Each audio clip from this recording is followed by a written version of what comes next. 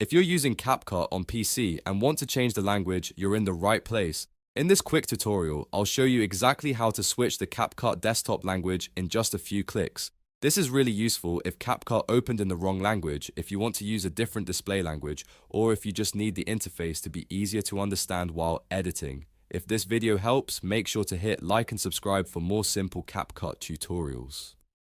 Alright, let's jump right in. First, open CapCut on your PC and wait for the main interface to load. Once you're inside CapCut, look to the top right corner of the screen. You should see a settings icon there. Go ahead and click that settings icon and then click settings again from the menu that appears. This will open CapCut's settings panel. Now, on the left side of the settings window, move to the General tab. The General section contains the basic app preferences, including the language options.